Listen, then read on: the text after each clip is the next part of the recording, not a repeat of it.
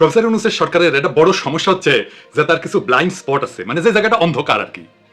সেটা হইতেছে NGO bias. Professor Yunus নিজেও এনজিওর লোক, তাই এনজিওর লেন্স দিয়া উনি রাষ্ট্রকে দেখেন। এখন অনেকে কইবেন আপনি আবার প্রফেসর ইউনূস সরকারের সমালোচনা শুরু করলেন কেন? আমি কয়েকটা এপিসোড আগে বলেছিলাম যে প্রফেসর ইউনূস বুঝা হোক না বুঝা হোক, যদি ইন্ডিয়ান লাইন অনুসরণ করেন তাহলে ওনারে তো আমি ধরবো। শুধু আমি না, সারা দেশের মানুষ ধরবে। প্রফেসর ইউনূসের ক্ষমতার উৎস সাধারণ মানুষ।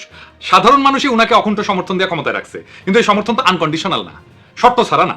পাবলিকে দিচ্ছে সমর্থন, আর সেই সমর্থনের বলে বলিয়ান হইয়া হারকুলিস হইয়া উনার পররাষ্ট্র মন্ত্রণালয় পাকিস্তানের কাছে 1971 গণহত্যার জন্য ক্ষমতার দাবি তোলে।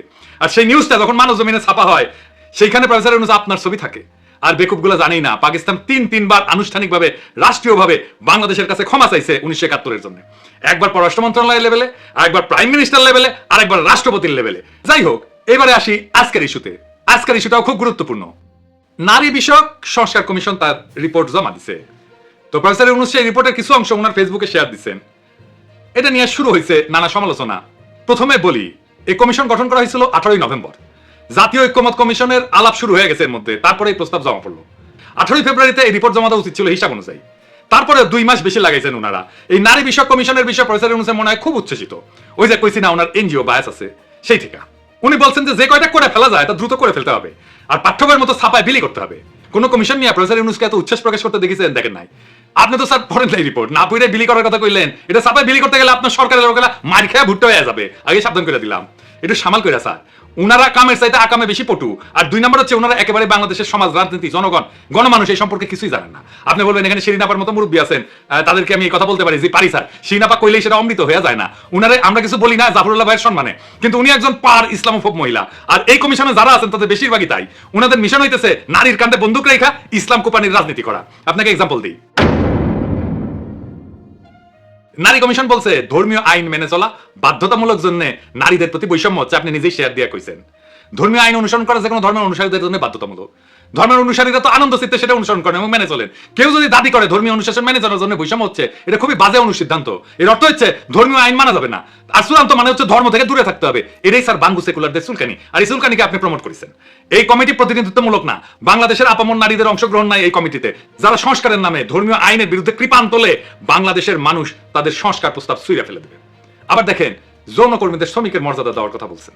ওনাদের মাথায় যে কোন দেশ থাকে আদর্শ হিসাবে জানি না, হয়তো পশ্চিম থাকে। পশ্চিমের চিন্তা, পশ্চিমের প্র্যাকটিস ওনারা চাপাই দিতে চান বাংলাদেশের উপরে, ঝামেলা বাদে সেইখানে। কিন্তু ওনারা তো পশ্চিমের যে ডাইভার্স প্র্যাকটিস সেটা নিয়ে জানেন না, ওনাদের সেই জ্ঞানও নাই। আমার অনুমান ওনারা কিছুই জানেন না। ধরা যাক ফ্রান্সে কি নিয়ম জানেন? সুইডেন, নরওয়ে, ফ্রান্স এই সমস্ত দেশে যৌনকর্মী না, বরং ক্রেতাদের যারা যৌন সেবা গ্রহণ করে তাদের শাস্তির আওতায় আনা হয়। এদেরকে বলা হয় নর্ডিক মডেল। তাহলে বুঝতে পারতেছেন যে পতিতাবৃত্তিকে কিভাবে কোন কায়দা ট্যাকেল করা হয় পশ্চিমে। আপনি তো অপমানকর, মর্যাদাহানিকর একটা পেশাকে আইনি কাঠামোর মধ্যে এনে বৈধতা দিতে পারেন না।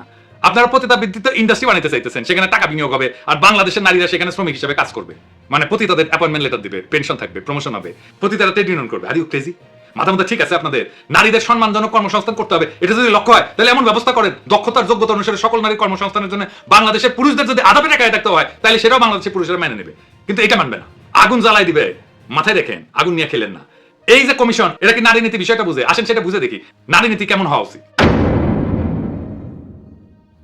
রাষ্ট্রের কাজ হলো সব নাগরিকের জন্য যুক্তিপূর্ণ, কার্যকর এবং ন্যায্য নিয়ম তৈরি করা। মোট কথায় নাগরিকের অধিকার প্রতিষ্ঠা করা। কি অধিকার? লিগ্যাল রাইট, পলিটিক্যাল রাইট আর ইকোনমিক রাইট, এই তিনটা। এটাই রাষ্ট্রের নির্দিষ্ট কাজের এলাকা, এটাই রাষ্ট্রের কাজ। তাহলে আসেন এই লিগ্যাল, পলিটিক্যাল আর ইকোনমিক রাইটের প্রশ্নের গভীরে যাই। রাষ্ট্রের দায়িত্ব খুবই স্পষ্ট। এই দায়িত্বগুলাই সব নাগরিকের প্রতি রাষ্ট্রের দায়িত্বের সাথে যুক্ত। সব নাগরিকের অধিকার নিশ্চিত করা, এটা পলিটিক্যাল রাইট। আইন তৈরি এবং প্রয়োগ করা সব নাগরিকের জন্য, এটা লিগ্যাল রাইট। আর সুযোগ এবং সম্পদের সমভাবে বিতরণ করা, এইটা ইকোনমিক রাইট। রাষ্ট্রকে নাগরিকের ইন্ডিভিজুয়াল রাইট প্রতিষ্ঠা করতে হয়। এই নারীবাদীরা ইসলাম কোপানির খায়েশ নিয়ে যেটা করতে যায় সেটা হইতেছে নারীর সম্পত্তির অধিকার নিয়ে কথা বলে। তারা বলে ধর্মের জন্য নারীরা বৈষম্যের শিকার হচ্ছে, সেজন্য বলছে ধর্মীয় অনুশাসন মানায় বৈষম্যের শিকার হয় নারীরা। এই বৈষম্য থেকে বাঁচতে বাবার সম্পত্তিতে নারীর সমান অধিকার দরকার। এটা হিন্দু মুসলমান কেউই মানবে না। আচ্ছা বলেন তো, সম্পত্তি তো আমার, সেটা আমি কিভাবে বন্টন করবো আমার উত্তরাধিকারের কাছে? সেটা একান্তই আমার ইচ্ছা। এটাকে আইনের ভাষায় বলে উইল। আপনারা শোনেন না উইল করে দিয়ে যায়? বিদেশে দেখেন না বিড়ালের নামে উইল করে দিয়ে যায়। আমার সম্পত্তি আমি যাকে খুশি লিখে দেবো, আমি আমার সন্তানদেরকে না দিয়ে আমি বিড়ালকে দিয়ে যাবো। এটা আমার ইচ্ছা, এটা আমার উইল।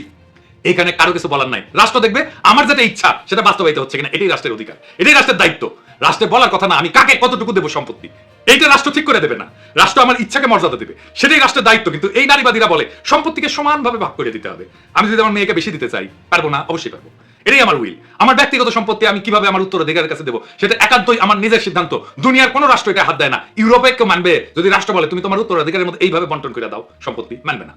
কিন্তু বাংলাদেশের নারীবাদীরা এটা করতে চায়, কারণ এই অসিলায় তারা ইসলাম কোপাইতে পারে। এটা ইসলাম কোপানির ইন্ডিয়ান তরিকা। তো এখন কইতে পারেন দাদা কিছু হলে ইন্ডিয়া ঢুকায় দেয়। জি না ভাই, বুঝাই দিই।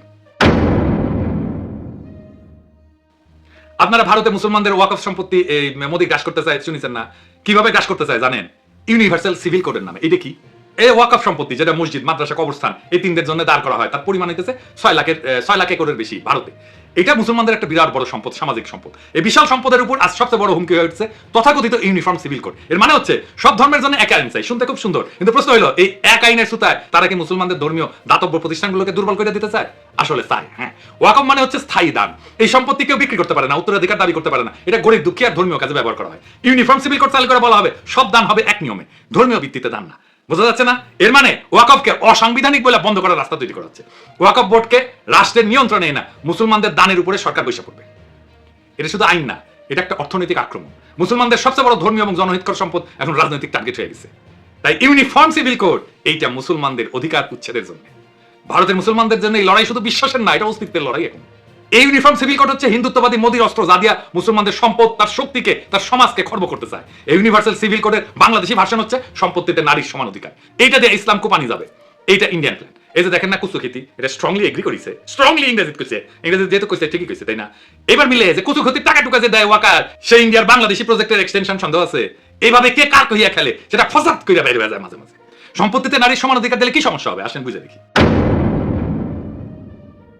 প্রথম কথা হচ্ছে এটা ধর্মীয় বিধান। যে যার ধর্মের বিধান মানবে। আমি আমার সম্পত্তি কাকে কিভাবে দেবো এটা ব্যক্তির সিভিল লিগ্যাল রাইট। এটা হাত দেওয়ার অধিকার রাষ্ট্রের নাই। ধর্মের বিধানগুলোতে নিম্নে আসে নাই। এর পিছনে যা লজিক সেটা আমি যাব না, এটা ধর্মীয় নেতারা ব্যাখ্যা করবেন। আমি আমাদের সোশ্যাল ফেব্রিকের আলাপ করব, যা হাজার হাজার শতাব্দীর ভিতর দিয়ে গড়ে উঠছে। সেই সোশ্যাল ফেব্রিক নষ্ট হয়ে যাবে। কি সেটা? সেটা ভয়ঙ্কর একটা বিষয় হবে। বোন ভাইয়ের চাইতে ধর্মীয় বিধান অনুসারে পিতার সম্পত্তি কম পায়, এটা অঙ্কের হিসাব। কিন্তু সেই কম পাওয়াটা বহুগুণে বাইরে যায় একটা সামাজিক ঘটনায়, একটা সোশ্যাল ইঞ্জিনিয়ারিং এ। আমাদের সমাজে মায়ের পরে একজন ছেলের কাছে সবচেয়ে মূল্যবান সম্পর্কটা কোনটা? কোনটা? মামা। দুইবার মা ডেকে আমরা এই মামার সম্পর্কটা তৈরি করি। আমি যে আবদার এমনকি মায়ের কাছেও করতে পারি না, সেই আবদার আমাদের কালচারে মামার কাছে করতে পারি। মামার বাড়ির আবদার এটা বলি না, এটা কি মামার বাড়ি পাইছো এটা বলি না। এটা কেমনে আসে? ওই সোশ্যাল ইঞ্জিনিয়ারিং এর জন্য যেই অতিরিক্ত সম্পত্তি পায় মামা, তার কারণে এমন একটা মধুর কেমিস্ট্রি মামার উপরে পড়ে যে মামার সম্পত্তির উপরে, মামার বাড়ির উপরে ভাগনার একটা আলাদা অধিকার জন্মায়। সামাজিক অধিকার, ভালোবাসার অধিকার। ওই যে বলে না তাই তাই তাই, মামার বাড়ি যায়, মামা দিল দুধ ভাত, দুয়ারে বসে খাই। তারপরে ওই যে আই ছেলেরা আই মেয়েরা ফুল তুলিতে যায়, ফুলের মালা গলায় দিয়ে মামার বাড়ি যায়। মামার বাড়ি মধুরহারি, মামা ভাগ্নে যেখানে আপদ নাই সেখানে। এই যে মামা আর ভাগ্নের কেমিস্ট্রি আমাদের সমাজে এটা আর কোথাও পাবেন না। কাকার সাথে এই কেমিস্ট্রি হয় না কেন? কারণ ওই ধর্মের অনুশাসন শুধু সম্পত্তির অধিকার ঠিক করে দেয় নাই, সেটার সাথে সোশ্যাল ইঞ্জিনিয়ারিং করে দিছে যেন বোনের ছেলে মেয়ের মামার উপর এক স্নেহের, ভালোবাসার, নির্ভরতার একটা সম্পর্ক তৈরি হয়। এই নারীবাদীরা সেটাও ভেঙে দিবে। আপনি দেখছেন এরা এতটাই নির্বোধ, যারা হাজার বছর ধরে গড়ে ওঠা একটা সমাজকে মুহূর্তের মধ্যে কলমের খোঁচায় ধ্বংস করে দিতে চায়। এতই নির্বোধ এরা। প্রফেসর ইউনূস মাঝে মাঝে ভুলে যান উনি কোথায় থেকে ক্ষমতা পেয়েছেন, ওনার ক্ষমতার উৎস কি। আমরা এটা ওনাকে মনে করে দিতে চাই। উনার ক্ষমতার উৎস বাংলাদেশের আপামর জনগণ।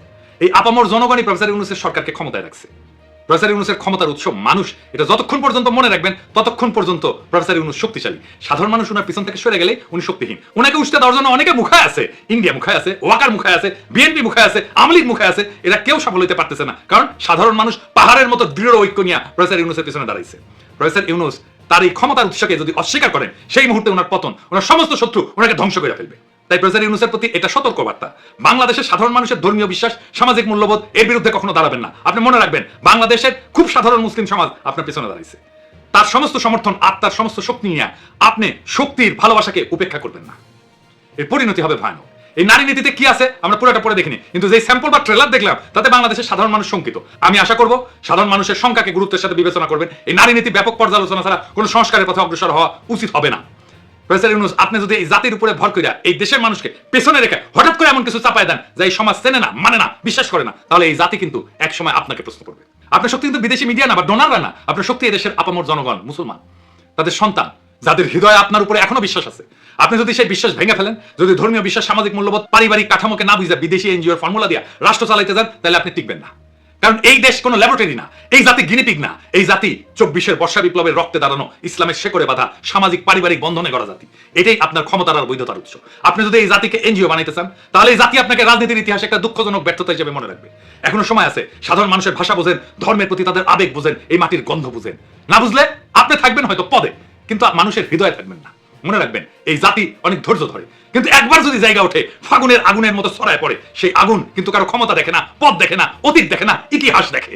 ইতিহাসের এক সময়ের মহানায়কের স্মৃতি বিজড়িত বাসভবন মুহূর্তেই ঘুরায় দেয় প্রবল ঘৃণায়। তাই সতর্ক হন, সংলগ্ন হন, এবং সবচেয়ে বড় কথা, মানুষের কথা শোনেন, আমাদের কথা শোনেন। আপনার ক্ষমতার আসল মালিক তারাই। ইনকিলাব জিন্দাবাদ।